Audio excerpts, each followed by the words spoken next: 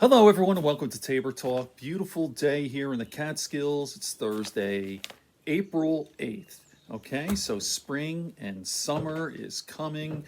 Very exciting after a long winter. So I have not been doing a whole lot of videos. The winter, I was maybe getting one a week out, and they were kind of lame. Madeline and I just got a puppy, a miniature husky. I did a couple of videos with my dog.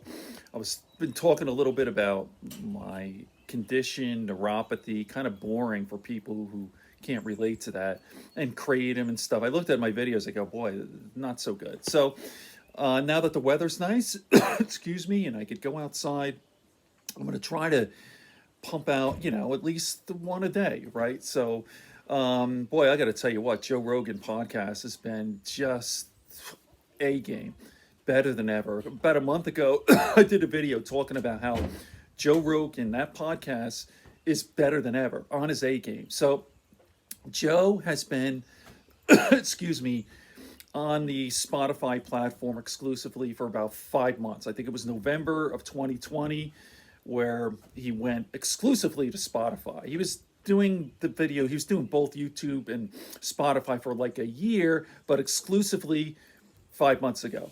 And initially, it was not good. He was kind of stiff, nervous. Everyone was freaking out about the weird red studio. And some of his guests weren't good. Like I would tell you, the first month, the month and a half, guests weren't so great. Joe was kind of self-conscious, wasn't loosey-goosey like he usually is.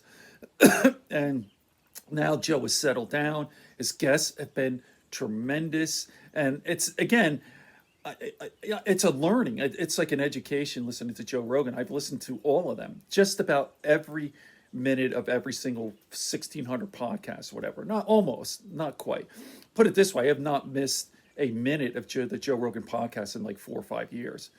Everything, the MMA stuff, even stuff I'm not interested in, I make it a point to listen to the whole thing in its entirety. So and the problem I had with Joe is that I'm a big fan. I listen to everything, and he does repeat himself. So it's kind of like, oh, not this again, not this story.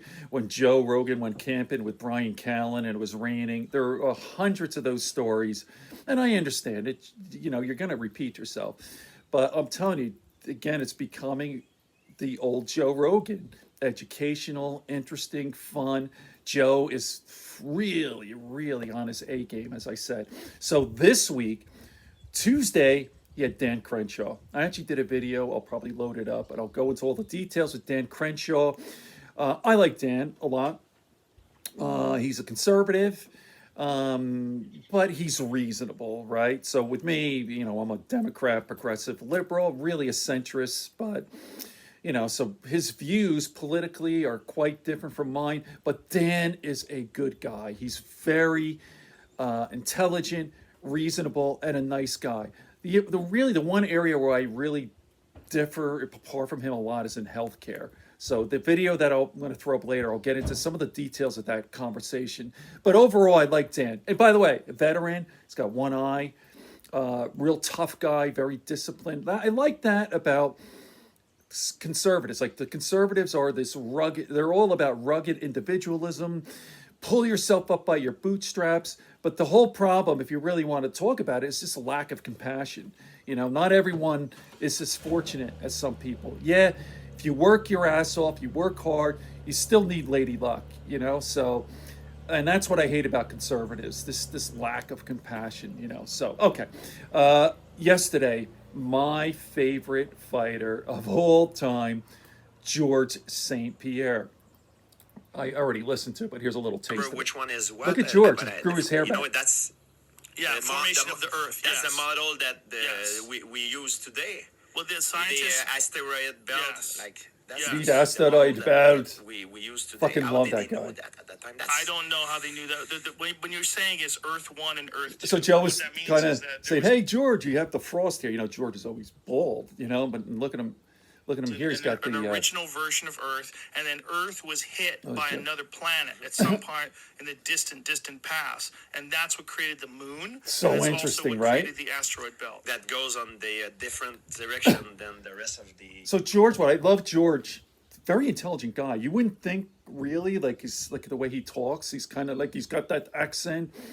The way George discusses very deep. By the way, they were discussing simulation theory, free will, so not just fighting, right? So, but going back to George, George discusses like he's very intelligent. By the way, you're a fighter at that level. You're fucking smart. You're figuring shit out. I say this all the time to people who don't understand a fight game or not into fighting at all, like fellow kind of intellectuals, bookish people. I go, man, that's a high level game. Like mixed martial arts, jujitsu, essentially that's chess with your body. These guys are so smart. When you see how they move, and I've been doing martial arts my whole life, like wrestling and jujitsu, it's all about physics and weight distribution, planning, thinking moves ahead. A lot of it's instinct, that's for sure. I used to box a little bit. My coach said I had, not really, but he said I had good instincts. Like you just sort of react. My reaction time was excellent. Now I have this disorder and it's horrible, but that's another story. So I got to tell you, I fell in love with George as a fighter. Nothing gay, although George is a very good-looking guy with a perfect body. But anyway, back in 2007, I trained under Sarah Jiu-Jitsu. Matt Serra I went to school, not that I knew Matt really well. Of course, I talked to him a lot. But after Matt Serra won The Ultimate Fighter, that was in 2006. I'm getting the dates mixed up. I think it's 2006 or 2007. And he was prepared. The winner of that, the Ultimate Fighter, fought the winner of Matt Hughes and George St. Pierre. George St. Pierre beat the shit out of Matt Hughes. George St. Pierre is the champion and defended it against Matt Serra. Turned out to be the biggest upset in the world. By the way, it was postponed because George St. Pierre hurt his knee. I'm not going to get into the whole thing, but bottom line is to shock the world. Matt Serra, my teacher, beat George St. Pierre in that first round with the right to the temple. It was the biggest upset ever. George still thinks about that fight. By the way, long story short, suffice to say, biggest upset in the world. George went into a deep depression. He was humiliated, came back, and he fucking beat the shit out of Matt. My teacher destroyed him. One of the most lopsided fights. If you haven't seen the second fight, well, you should see both. See the first Matt Serra and then the second one. And George beat the crap out of Matt. So I'll tell you what, Matt was my teacher and I loved him. But secretly, I was kind of rooting for George because it's kind of a shitty thing to say. I'm going to Matt's school and I love Matt. But George is my favorite guy. I just love him. He's just such a good guy, very respectful, and very, as I said, very intelligent. I remember talking to Matt and I was like, what's George like? And he's like, he's kind of like this kind of little kid, but he's not, but he's smart. You know what I mean?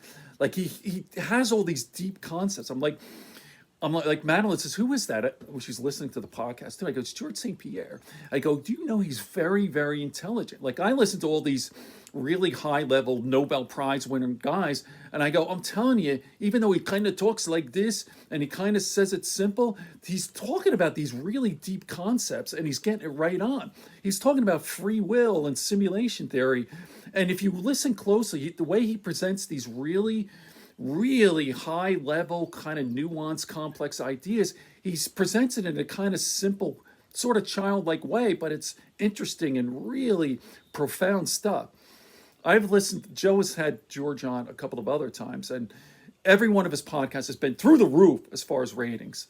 Unfortunately, now with Spotify, no comments, and I don't even know what's going on with the ratings. You know, with YouTube, you could see the number of views and all that. Now with Spotify, Joe says he's going to change it. I don't know. I can't wait. All right. So I try to keep this under 10. I have a lot more to say. Maybe I'll do another video on George St. Pierre. You got to check it out. I'm at 9 minutes and 40 seconds. Have a great day, everyone. More to come. Tabor Talk. Good friends, good books, and a sleepy conscience. Peace, love, and understanding here in Tabor Talk.